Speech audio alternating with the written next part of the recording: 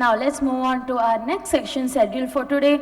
And for the same, I would like to take this opportunity to introduce Mr. Anoop Sashidharan, Head Sales Growth Account South, Talent and Learning Solutions, LinkedIn, who shall be speaking on the topic Unlocking Business Growth, the Power of a Learning and Skills-First Culture.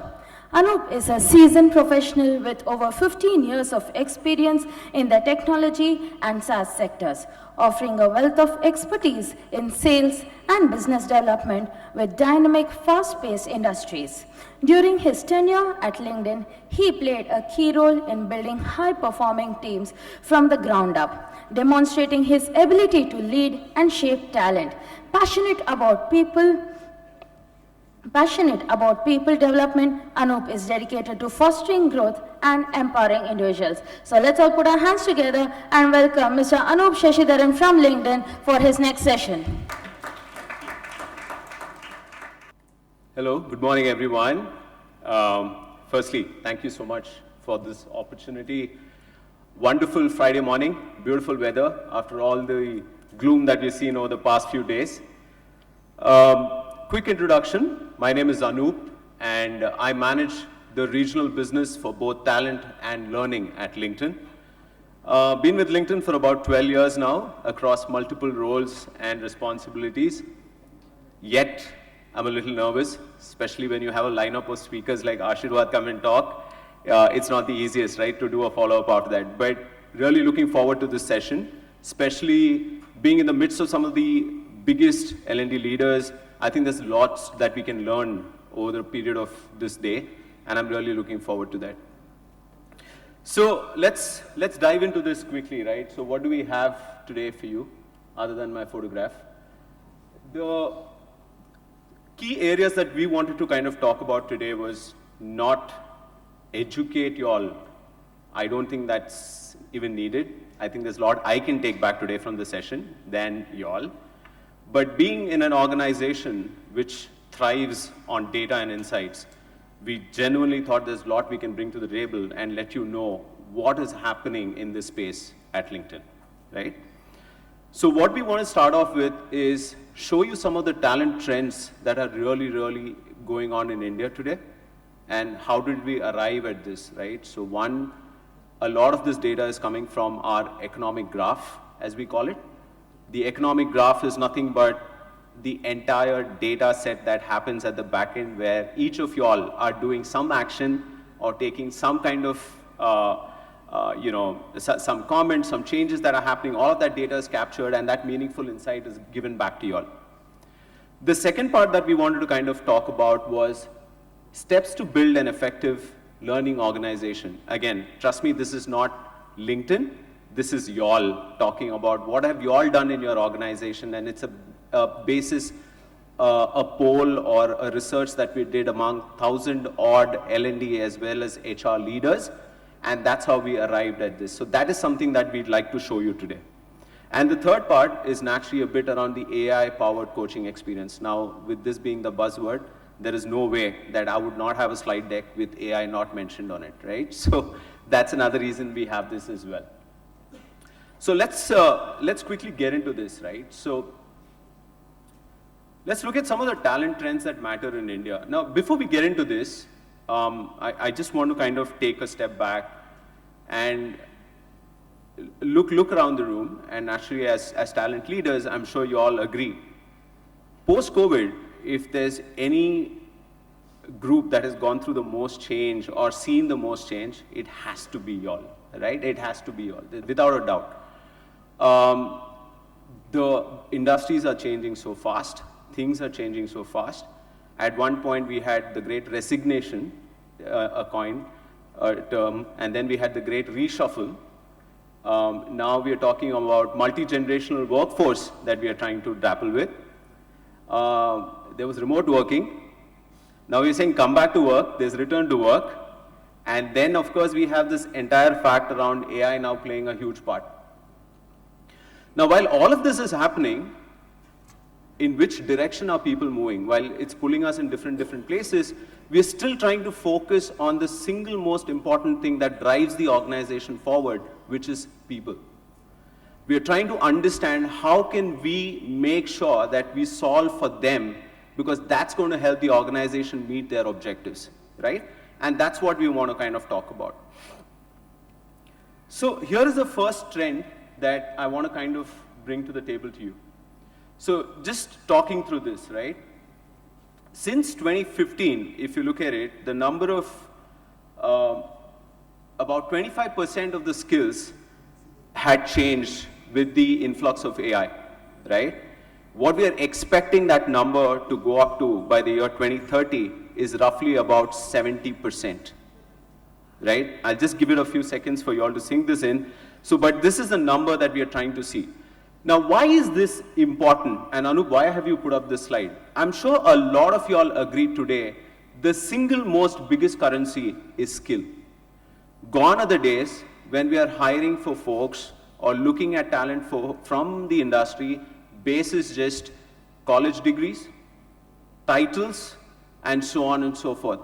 Today, executives or even CEOs or people like you, the talent leaders, agree that skills is the single most biggest currency that we're looking for, and that's what we want to develop within the organization. A role today is not just a role, it's built into multiple skills and tasks, right? And that's how you bucketed it, and you want to build those competencies within the organization. So more often than not, we're looking at skills being the most important aspect. Now with AI coming in, the race is all the more to try and make sure this change happens, right? And the demand for skills is not just on machine learning or AI and things like that, right? Skills even such as soft skills, people skills, strategic thinking, a lot of other things which are becoming extremely crucial and critical in an organization, and that's what we are seeing this change to happen. Now, what does this mean from an organization perspective, right? So let's quickly look at that as well. When organizations, when we spoke to about 9 or 10 organizations, specifically executives, this is one of the way they look at it, right? What they're talking about is, I want AI to come into my company to help my employees reduce the mundane jobs that they're doing on a day-to-day basis. That's the first thing that everyone wants to solve for. The second one is, how can I get my employees to do a lot more strategic work versus doing the repetitive job that they're doing on a day in and day out basis? Is that something that an AI feature is going to help me with? And the third part, which is the most important one, is how does this help us in increasing our productivity levels? So clearly, when I see across the room, everyone's like, Anoop, we know this, right? So this is exactly what we want to solve for, and how are we going to do that, right? Now, another important aspect that we saw, and I think it's correlated to this, is the AI courses that we're seeing on LinkedIn go up. So if you look at the numbers over here, from 2022, from the initial release of ChatGPT to where we are in 24 and 25, this is the kind of increase that we're seeing on all AI courses. And quite interestingly, while a lot of us believe that it's mostly the technology companies that are adapting this, or using a lot of this, you'll be surprised. There's a lot of the traditional organizations like your oil and gas mining, a lot of them in the telecom space, and a lot of other organizations also adapting AI. So this is quite interesting, which also means that a lot of the companies across segments are looking at some form of AI to help them in their organization. And that is the change that we've been seeing since the onset of this entire ChatGPT progress. Now, does this also mean, I think Ashirvad also touched upon this, does this also mean that every organization is at the same stage in their AI journey, right? And interestingly, the answer is no. So when we did a survey, and what we realized is that a lot of the organizations have actually not even begun or still trying to figure out what that AI journey would look like. Now, why is this important? And I'll just trying to take you through this, right? When we'll talk about internet, I think to reach about 100 million users, it took them about 7 years. I think Facebook and WhatsApp, roughly about 3.5 to 4 years. In roughly about 2 months, ChatGPT has been able to achieve that, right? So that's the kind of growth that we've seen when it comes to AI and the kind of usage of AI, right? But at the same time today, leaders are thinking about trust, security. People are talking about, is my data safe? People are talking about, at what level do I implement an AI? Does this mean that all my employees have to be exposed to AI? Or is it just a subset of people that I need to expose? But what is interesting is everyone agreed that in some form or the other, we need to have a complementary tool within our organization that would help us take this journey forward from an AI perspective. And that's the reason why we've put this out here. So if you look at it, 1 in 10 are leading, which means very few at the top are doing a lot of work around the AI segment. 3 are accelerating and 4 are emerging, which means they're still trying to figure out what are some of the basic adaptable tools that they can have within their company, which will help them drive this. Some of them have absolutely no clue, hey, how do we even get on this journey? Now, this is from a company perspective. Let's see from an employee perspective what has changed. What we're seeing is that employees are actually adapting to a lot of AI courses on LinkedIn today than ever before. And why is that happening? The reason is a lot of the folks today understand from a career and a growth perspective, it is essential for them to have some kind of AI-related knowledge.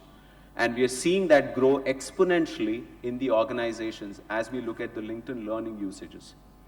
So more than 75% of the employees of various organizations said that we need some kind of AI skill to move ahead in our role, right? More than 60 or 70% of the people mentioned that AI can help them get promoted faster as well. So this is a very, very unique situation, which means employees really want to get on the bandwagon of AI and learn something new, and how we as employers can kind of complement or supplement them in this journey is what we need to be looking at, right? Now, all of this also correlates to what we're seeing on LinkedIn when it comes to the consumption of content.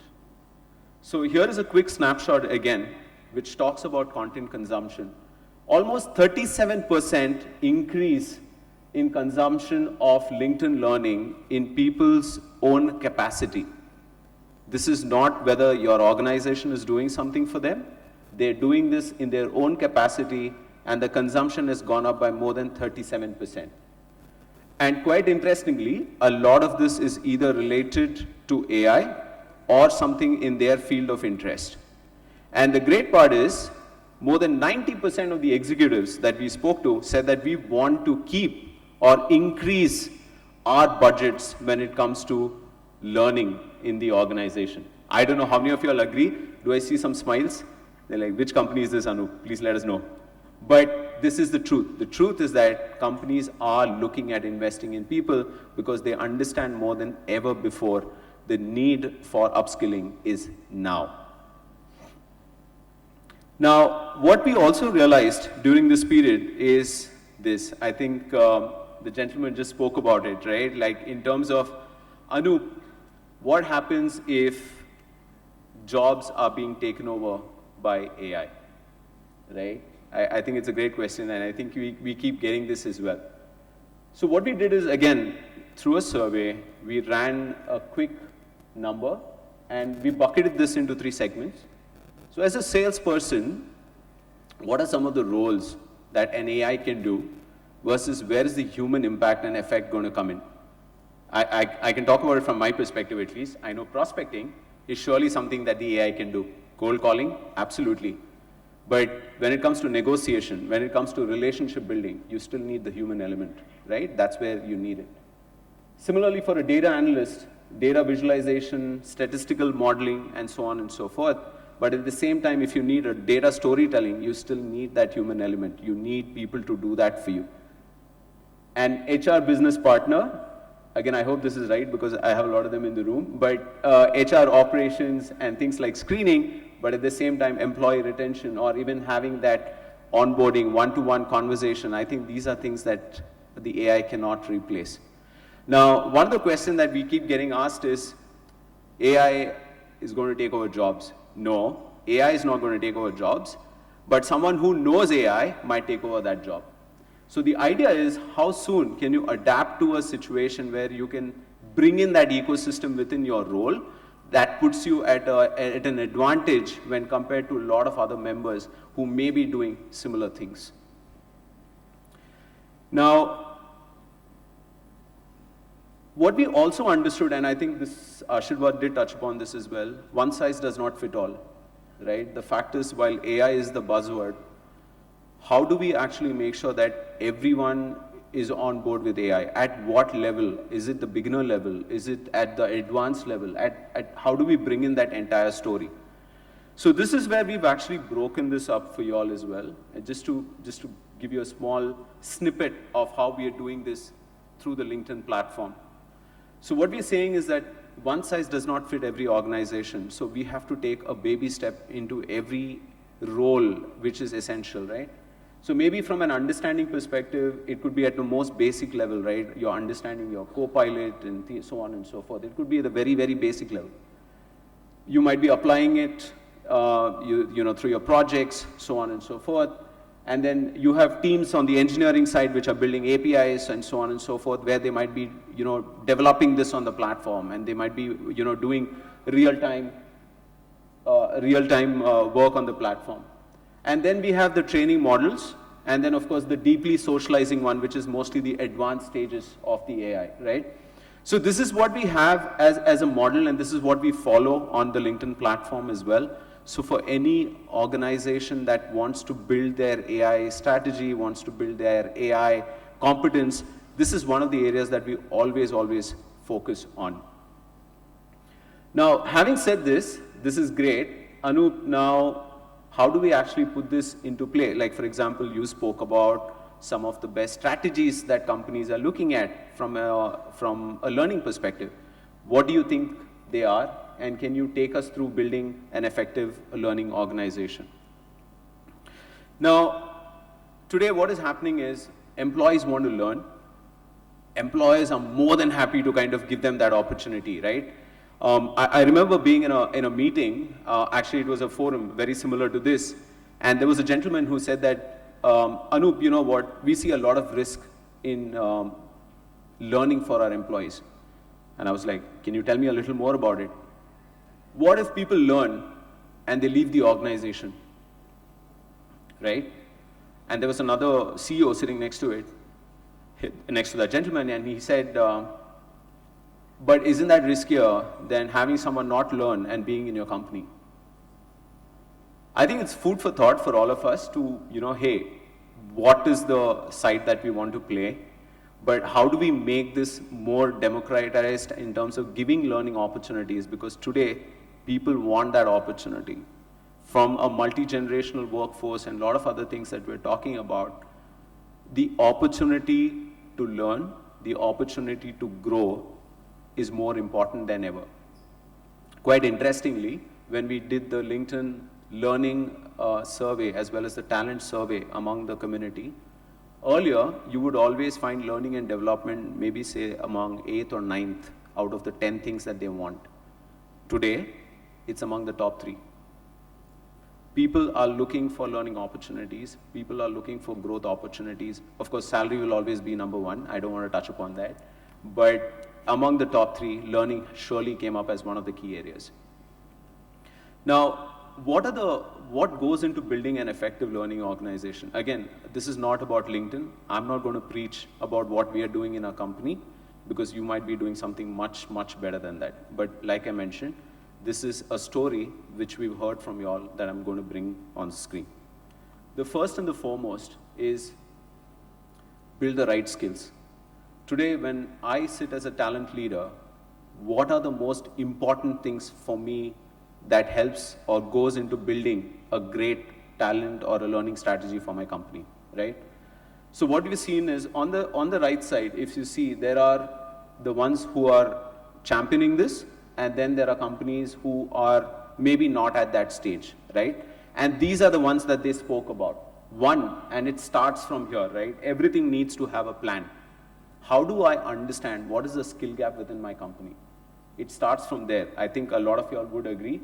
that the first and foremost is what is happening within my organization and what skills do I need to drive those business goals. So it starts with the skill gap analysis. The second part is how do I create skill-based career path which is very relevant to every member. Again, one size does not fit all. So how do I make this more curated and more relevant for every member of my organization becomes extremely critical. And the third part is collaborating with your talent executives. And I'll touch upon this as to why I'm saying this. And then, of course, using a lot of the skill assessments, right? Now, why is this important in terms of collaborating with executives and talent colleagues? Today, when you speak to a lot of the L&D leaders, I think the seat at the table is a lot more when you're talking about business growth. I think maybe 5-6 years back when I was talking to the HR community or to the talent leaders, not many had a seat at the table. It could be different for different organizations. I'm not saying no, but I think today it is more relevant than ever before, right? A lot of them have a seat at the table, and the reason is everyone is trying to understand what can we do to drive business objectives. Now, one of the key things that we've realized that good organizations do from a learning perspective is help the employees understand what's in it for them. Okay? And how does that happen? One, by showing them what the company objective is and what is their role specifically going to be to arrive at those business objectives. And how do we show growth? So, for example, internal mobility came up as a big conversation during learning conversations. So, like for example, I spoke about collaboration. So here is what we have. Today, we are seeing a lot of the learning partners work with their talent leaders to understand the journey of every member in terms of an internal mobility. How many of you all actually do a lot of internal mobility? Quick raise of hands, like really good internal mobility programs. And have you all seen that number drastically grow now than ever before, or has it been? Yeah? Mixed bag. Okay, cool. So we're seeing a lot of the learning aspect going up from a talent perspective as well. We're seeing a lot more collaboration happening between talent and learning, and that is what a lot of the effective organizations spoke about as well. Internal mobility becomes seamless, and when you have an end goal that you're able to show your employees, their engagement gets better. Their ability to do courses get better, right? So things like that starts improving. The third part that most of the companies spoke about is what should be the goal? How do we measure the ROI? Honestly, I've not heard any concrete answer on this. If anyone has it, please let me know. I would love to make a note of it and use it in my pitch. But I really don't know what it is. But what we've heard from some of the best is, Anoop, it is a continuous journey. It cannot be a 1 day or 1 month or a 1 year activity, right? Now, what we're looking at is predominantly people looking at matrices such as engagement.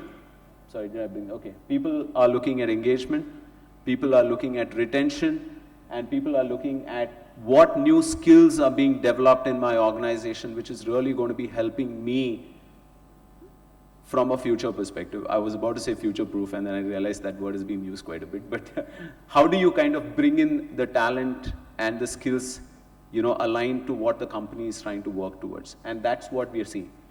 If you're looking at just the number of courses completed, if you're looking at, you know, how many of them just use the videos, I don't think that's necessarily the right segue that a lot of the bigger, I mean, the companies that have developed this are doing it. I'd love to hear from you all. Again, like I said, would love to connect with each of you all to understand how are you all building a lot of the ROI matrices. Some of them use the Maslow's, where they realize that certain courses are not measurable. There are certain courses which have a direct impact to the business. But we would love to hear from this. But this is what we're seeing as some of the top 3 that the companies are looking at: engagement, retention, as well as employee developing new skills. Now, another key feature that came up during the conversation with a lot of the leaders is around first-time managers and how do we enable our managers to have conversations with our employees from a career standpoint. So today, when we look at sales, for example, a lot of the coaching is based just on deals. But do we actually work towards their career? What are their career aspirations? How many of them are building their career plans? So a lot of these things, we've seen a decline actually. More than 5% decline in terms of managers building out career plans for their employees. And this is something that came up as well quite strongly on LinkedIn. How are we enabling managers to actually make some of these changes is an important criteria as well. I'll just move through a couple of them, but I'll just want to talk about this, saying that as a talent leader, honestly, the time is now. And I think when you look to your left and right, you'll realize there are a lot of companies similar to yours who are either ahead, and you can learn a lot from them, who are maybe not at your level, and you can actually share a lot of knowledge from what you bring to the table, right? AI is important, absolutely important with regards to the tools that are going to be happening. Skills is going to be the new part, and that will continue to be the new currency. And how do you cultivate a learning culture is going to be very, very essential. Now, what I also wanted to quickly do was, given that we are talking a lot about AI, just a quick snippet in terms of what is LinkedIn doing from an AI perspective. A lot of you all are already using this, but this is also one of the newer features that we've brought in on our platform, which is around the coaching experience. Today, like we spoke about, right, there are managers who are going into review meetings having absolutely no clue how to tackle a conversation. Somebody is getting promoted, that's an easy conversation to have. But what if somebody is not getting a hike? What if somebody is not getting a promotion? How are we going to have that conversation, right? So can I do something about it? And that's where a lot of this coaching experience comes in. Hi, Abhilash. I appreciate you taking the time to help me with my presentation. Absolutely. I'm so glad you came to me. I feel like your presentation is actually shaping up really well from what I have seen, and I'm happy to help you take it to the next level. What are you feeling nervous about? Thanks. I guess I'm just worried about how my points are coming across. I feel like I might be missing something important, but I'm not sure what it is. I see what you mean. So this is a I feel real-time like your conversation, narrative is by the way, actually very clear, with but I Sam do agree that you and can make it a AI bit more agent. engaging. Do you want to hear some best practices? I'll just pause this. Okay, so you can actually build personas for the AI and actually have that take role plays with your managers or anyone in the organization. So for example, if I were to get into a meeting today, I can give a persona which is a person who's not getting promoted. And I can have a real-time engagement with that individual, at the end of which it would actually tell me, Anoop, here are certain things that you could have done better. Here are certain things that you've done really well. So it gives me a platform before I enter that conversation in real time with my team member. So this is one of the key areas that we've developed, and we are seeing a lot of positive reviews. Please do reach out to us if you want to kind of know more about this. These personas are absolutely changeable. You can bring in any new personas that you want to do based on your business lines, right? So you can keep changing and playing around with them. I think there was one last one. I guess that's about it. But again, I'd just like to end with this thought. I think from a learning perspective, AI is here to stay. The opportunities are immense, right? So, yeah. So yeah, I think the opportunities are immense, and like I said, there's a lot of...